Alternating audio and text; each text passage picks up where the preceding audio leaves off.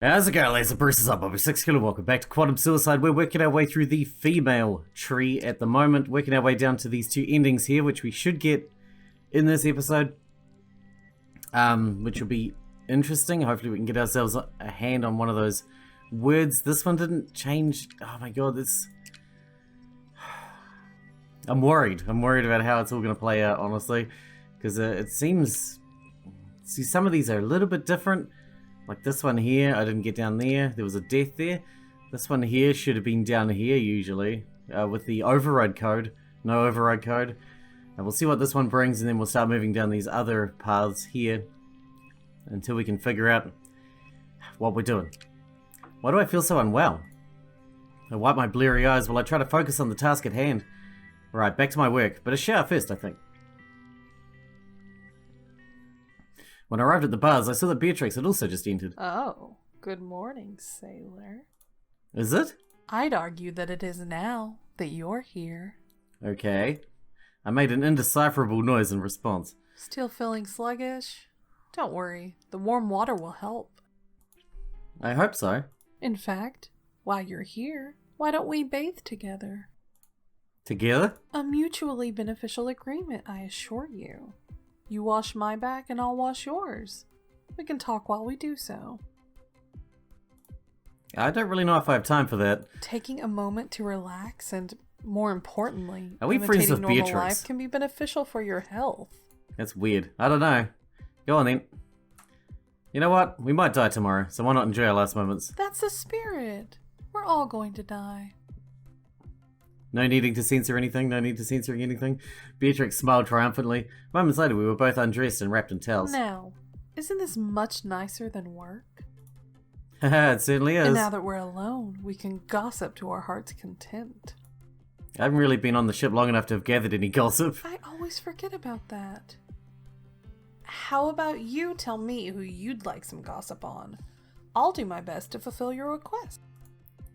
That does sound kind of fun. So, who do you want the dirt on?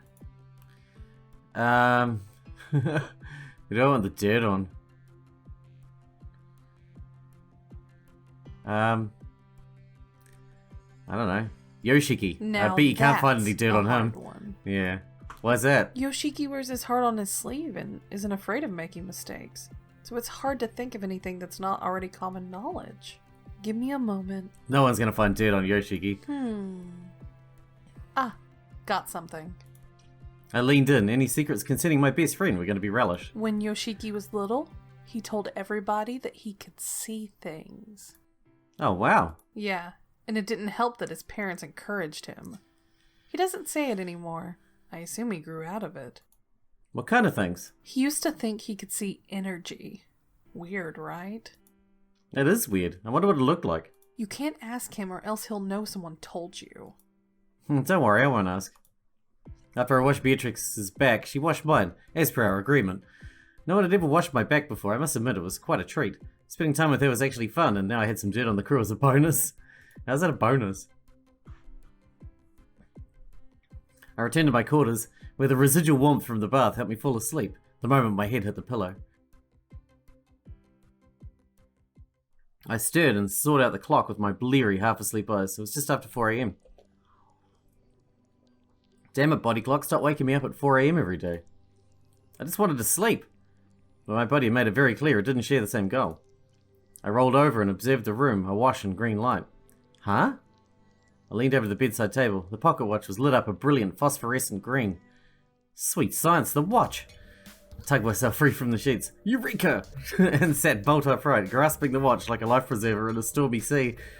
This is it. Wait, what changed? Why is it lit up now? My curiosity overwhelmingly got the better of my caution. Push the button. Of course we pushed the button. My head felt like a steamroller had rolled over at once, and then decided to back over it again for good measure. It wasn't only my head. I felt a swift kick to the stomach that left me winded. Gasping noises. What the hell? Looks like we have a stowaway, Bonnie. Why is she wearing a pirate outfit? Yay! A stowaway! I opened my eyes to see Beatrix, and who I assumed was Bonnie, standing over me dressed as pirates. As I caught my breath, I began to giggle on the floor. Beatrix, what's with that outfit? Is it a fetish thing? And who's Bonnie? How do you know my name? Who's Bonnie? How rude. I'm standing right in front of you. I appeared in the room, also dressed as a pirate. This is too much. It must have worked. I must have changed dimensions. We went to the pirate dimension. Army hearty. I began laughing uncontrollably at the sight of I as a pirate, and with relief that the watch had worked. Please alert the captain of a stowaway. We will escort her to the docking station as per procedure. Yes? I disappeared as Beatrix and Bonnie grabbed an arm on either side of me, lifting me to my feet. I wonder if the captain will let me keep you. You're kinda cute. Beatrix smirked playfully at me as she and Bonnie escorted me out of the room. Huh? Keep me? Like a pet, of course. You want me as a pet? It's a long time between ports, and a woman like me could do with some company. Beatrix used her free hand to run her fingers down my face gently. I inferred her meaning of company. I attempted to contain my blushing as I tried to explain the situation. I'm not a stowaway, I'm from another dimension. Yes, of course you are. And I'm Santa Claus, and this stunning beauty here is Mrs. Claus. Beatrix waved at me playfully. I'm serious, in my world we're in need of resources. And a way to stop Die killing everyone. Who's Die? I's alternate personality that kills people. I doesn't need an alternate personality to do that. She kills people just fine as it is. Oh yay. Yeah, last week she lured 5 men to their deaths with her voice alone when they boarded our ship. I kills people? We arrived at the docking bay. Only when she needs to. In front of me was the entire crew, all dressed as pirates awaiting me. Captain, I can explain, I'm from another dimension. Captain, I know we don't usually allow stowaways to stay, but she is so cute. You know the rules, Beatrix. She walks the plank. Walks the What plank. if I forego my share of the next plunder to keep her? I said no. What if I forgo my share as well? Given that we will keep her as twins, I will share the cost and responsibility. The captain turned to me. You have a choice. Either you walk the plank or you accept their payment for your life and become the obedient pet of the Vogels. Oh my god. Kinda wanna die. Alright, put me on a leash and call me Fido. That's a good girl. Beatrix patted me on the head and smiled unapologetically. Thank you, Captain. We will ensure that she is no trouble. She had better not be, or she will walk the plank immediately. Maybe we'll, make friends and then they'll start treating us like an equal? I was swiftly escorted back to the shared quarters of the Vogels. I spent the rest of my life as the Vogels' pampered pet. It wasn't what I was expecting, but there was no die, no more deaths. Well, apart from those we killed during our pillages. Yay for space pirating.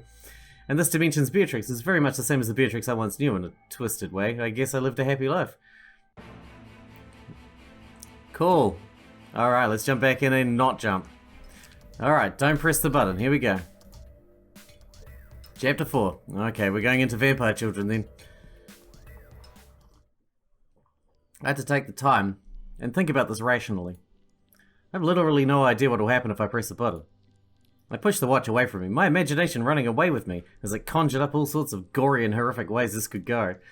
I could be maimed, or worse, someone else could be maimed. Maybe your maimed body parts could swap with someone else's, and then suddenly you'd have a hairy man's arm hanging off of you.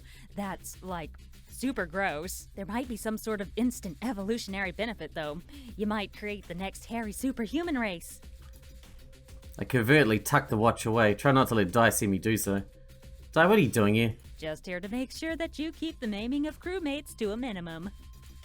Ah, sure. I was bored. I told that dimwit I to take a breather while I did her chores. Uh-huh. And then I saw you were awake, so I decided to come and play with you. What chores would you even need to do? Well, I get assigned a long list of things to do by the Capitan, but I decided to make some modifications to that list. What could possibly be more important than the tasks assigned by the captain? I can tell that you'll find out in 3, 2, 1. Toodles! Wait, where are you going? Suddenly an incessant banging noise began at my door. Hello? Di's disembodied voice cackled throughout my room. Let me get that for you. Have fun! What? No, who is it? What's happening? Beatrix stormed through the door before it had fully opened. I could practically see steam coming from her ears. What is the meaning of this? What do you mean? Why the hell did you ask I to wake me up? What? I didn't. Then why did I pump loud music into my quarters before claiming that you asked for this specially? Don't you mean die? Wait. Sudden realization dawned over his scarlet features. Die. I appeared again in my quarters, laughing hysterically. Die. This was your doing. I can't believe you fell for it. Why would you do this? Aren't we already tormented enough by your games? Di just shrugged non-committally. Bored? Di chortled with renewed vigor as she faded away once more. Beatrix looked slightly embarrassed, but she didn't apologize for the mix-up, So, of course. What are you doing awake this early? I've been woken at this time so often recently, I think my body clock is stuck waking up at 4 a.m. That's an incredibly uninteresting reason. I expected more from you. Tough. You didn't let me finish. Oh, there's more, is there? When I woke up, I noticed this. I dig at the watch in front of Beatrix. The green lights on the front panel reflected brilliantly off the lingering shining red of her cheeks. And is that it? Apparently. Only I knew the reason why this was exciting. Beatrix, this is the watch that may be able to connect to other dimensions. So, So? does it? Of course. Well, actually, I have no idea. And why not? I haven't pressed the buttons yet. I ask you again. Why not? I don't have a clue what will happen if I do. Well, you aren't going to find out by standing around and not pressing buttons. Beatrix, you know it isn't that simple. Sailor. If I've learned anything in my time, and believe me, I have, it's that everything is simple. It's people who overcomplicate things. I seethed internally, but I couldn't seem to muster a good response. Are you in possession of evidence that would lead you to believe that pressing the button could result in something disastrous? No, but nothing makes me think that pressing the button could be beneficial either. Pressing that button there would help clear that one up for you real quick. But there's a chance it might outright kill me. Beatrix's face shifted from condescending to deadly serious in an instant. You are never to press that button. What? You heard me. Never press that button. An awkward silence followed. I'm sorry. Huh? I'm sorry. I couldn't quite catch what she was trying to say as she trailed off. I still didn't hear. Did you mind saying that a bit louder? I said I'm sorry. Okay, geez, what for? I came in yelling at you for something that you clearly had no part in. Don't worry about it. I can fool the best of us sometimes. I understand that if you called for me so early, it would have been for an important reason. Even so, all I thought about in the heat of the moment was myself. That's your problem, Beatrix. That's all you ever think about. Beatrix's eyes locked with mine, soft and vulnerable. I felt that I may be one of the two people to have ever seen those eyes. I'm sorry. It's okay, really. In the future, I will do my best to withhold judgment until I know the full breadth of the situation. That's really sweet, thank you. But if you ever wake me at 4 a.m. just for fun, don't expect to live to see another morning. Roger that. I'll be fully prepared to meet my maker. Beatrix laughed, looking relaxed for the first time since she came in. Don't you forget it. So, you going back to bed then? I most certainly am. Want to join me, sailor? I'm flattered, but I'll take a rain check on that. Oh, why's that? 3 to a bed is a bit too crowded for me. Don't be shy. Nicholas and I share everything. Oh no! So when I said threesome last time, that's what, okay. That may be, but have you considered that I'm the one who doesn't want to share? Beatrix placed her hand over her heart, pretending to swoon. Oh, sailor. You really know what to say to a woman. Well then, until next time. As she left, she blew a kiss over her shoulder without missing a step. Beatrix was truly one of a kind. I felt a goofy grin growing on my face. I returned to the end of my bed, looking once again at the watch. Beatrix's cautionary words repeated in my head. Her strong resolve that I did not press the button was reassuring. Hey. Hey! Huh? Earth to... Die? No, it's the Easter Bunny. Sorry, I was spacing out. Of course you were. You didn't even hear my announcement. What announcement? Ugh, It doesn't matter. You're exactly where you were supposed to be anyway. So you didn't need to make an announcement then? Okay. Don't look at me like that. I'm the bearer of good news. Is good news something that even exists on this ship? Very funny. You know that good news always follows when I turn up. Wait, what? Alright, I'll bite. What is it? No biting for you. You're human, unfortunately. So if anyone's getting bitten, it's you. I see, I'm not the vampire. How's that in any way unfortunate? That means Beatrix is. You're saying you'd rather be a human than a vampire? Of course I would. Why? Numbers don't lie, it's undeniably easier to make human babies than vampire offspring. Well, I have 5 people to make babies with, and the chances of them being a vampire are relatively low. Yes, but you don't know who the vampire is. But the odds are still in my favor. Not if the vampire wants you dead, they aren't. Wait, do they? Di shrugged. I don't know. You'll have to ask them yourself. Who is it? Di vanished, but her laughter continued over the PA. A drama queen as always. I took the watch from my pocket and placed it on the top drawer of my bedside table. You're gonna have to wait until I've dealt with the problem at hand. Di was right, however. If the vampire wanted me dead, there was very little I could do about it. Did I have any reason to think that any of the crew wanted me dead? Have I upset anyone recently? I don't know, Sailor. Have you? I jumped a foot in the air and the sudden appearance of Beatrix behind me. How? Medical department staff can override quarters security at their discretion. I seem to remember being told that once before. Good thing I kept Beatrix on my good side. We have very little time, so listen well. Little time for what? Beatrix's finger on my lips muffled my response. Sailor, shut it. For once. I glared at her, but I nodded in my consent. She removed the finger and continued. I'm the vampire. Nicholas has already agreed to be my Clyde. Oh, okay. So this time she collided with Nicholas. You are to make sure to breed with people you know are human every round until the last round, at which time you and I will breed. This will ensure that Nicholas and I win and that you aren't among the lowest scoring humans. Believe me when I say that I wanted you to be my Clyde, but that would raise suspicion amongst the rest of the crew. They will expect that regardless of the situation. Nicholas and I would pair first. Wow, you've really thought this one through. It was all Nicholas, really. I threw a tantrum when he said that I couldn't breed with you. But this way, I keep both the people I care about alive. What do you say? Sounds like a plan. We're gonna get caught. This is different though, because we're not the vampire this time. Usually we're the vampire, or the Clyde to their vampire. But in this instance, even if the vampires lose, we still win. Beatrix smiled, looking truly fearless and formidable. Of course it is. We make an unstoppable team. So this could be a very different outcome. Through this blood pact, the vampires shall rule. I have to admit, you're starting to grow on me. Thanks. From now on, you are an honorary Vogel. Arise, Vogel. Jordan Vogel, eh? There's a nice ring to it. Just remember, blood is thicker than water. We don't actually share the same blood, you know. For all intents and purposes, you do now. Well, I'll return to my station in the medic bay. My prolonged absence will draw suspicion.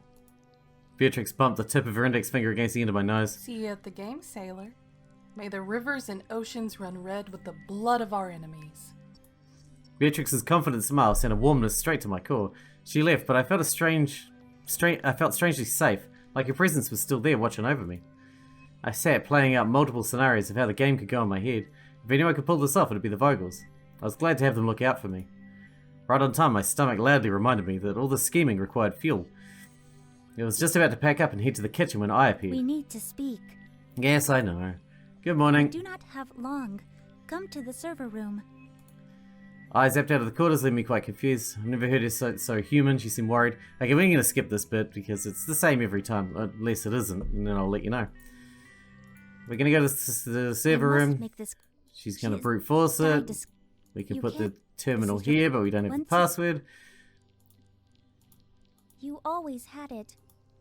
The override code. I have no idea. And then Di's going to be behind us, naked? Half naked? No, not this time. Alright. Alright, well, that was the same old, same old. Hello? What was going on? I started walking down the hallway when I heard Melody scream. Uh-oh. Without stopping to think, I ran as fast as my feet could take me down the hallway towards Melody's voice. I was running blind, but adrenaline had sharpened my reactions to almost superhuman levels. Melody? I stopped for a second, trying to slow my breath so I could pinpoint her. I could hear quiet sobbing somewhere close by. I followed the sound into a room just down the hall. Ah, dear.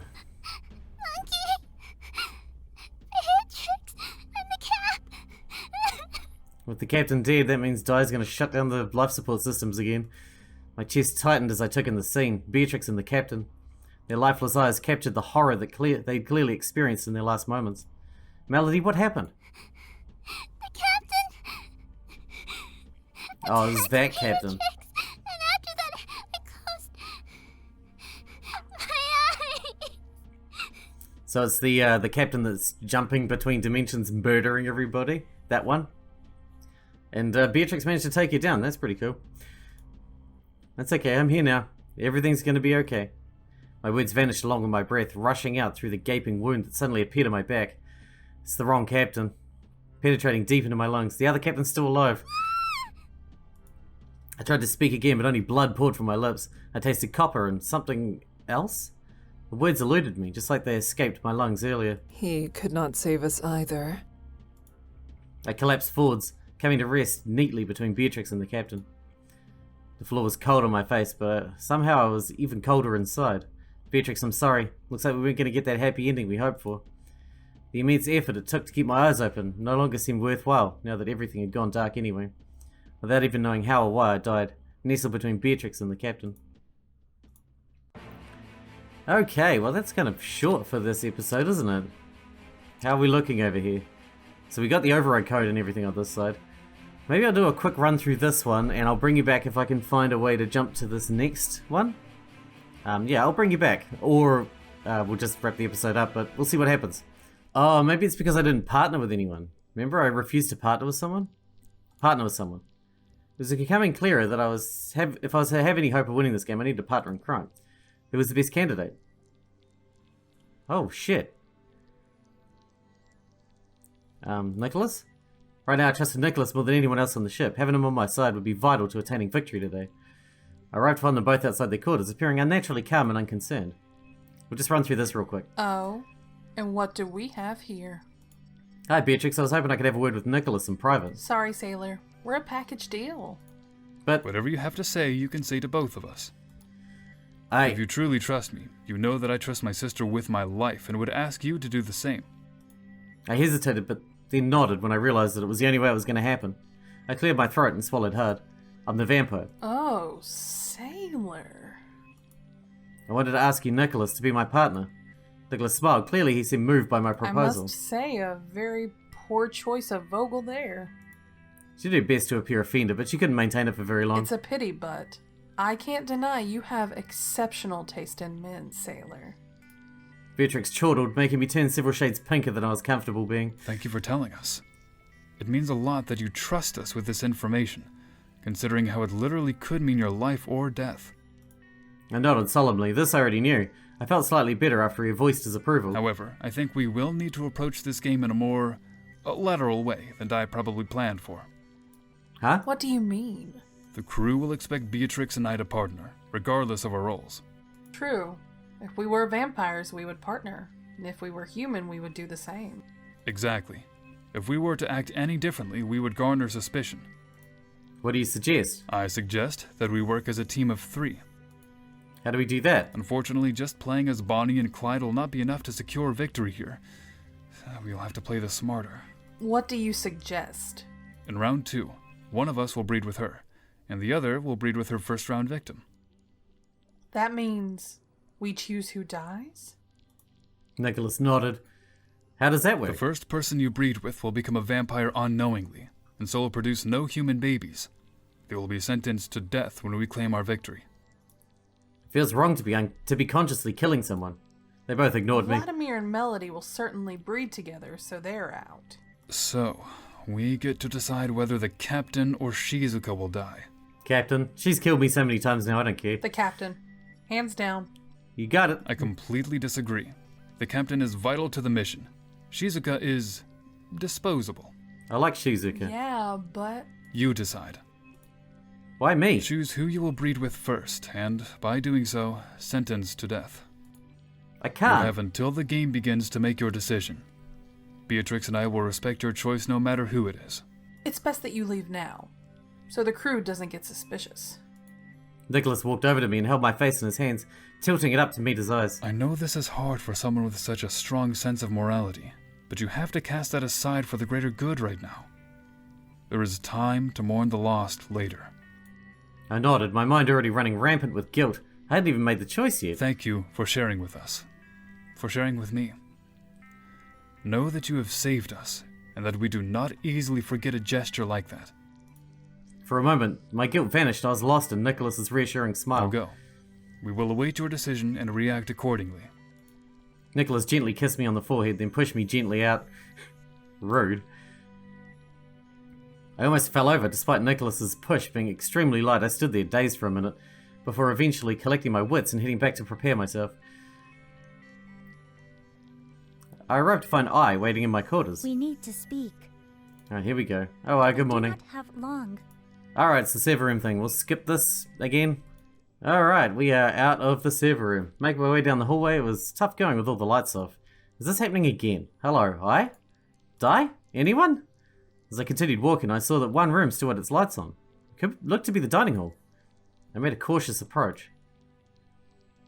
Yep, we've seen this I'm ending glad already. you finally arrived. Skip.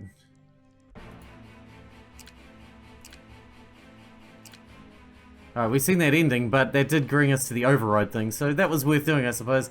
I know it's a little bit short again, but we're gonna wrap this episode up here. Because I don't really want to jump into a whole nother path now, because we don't really have time for that. So next time we're gonna go back to Logi Ship and try and work our way down one of these sides. I'd really like to come down this side because the actual formation of the tree here is different. So I'm curious to see what differences that actually entails here. But we'll just see what happens. Till then, hope you guys enjoyed it. Thanks for watching. Thanks for getting out with me, and I'll see you in the next one.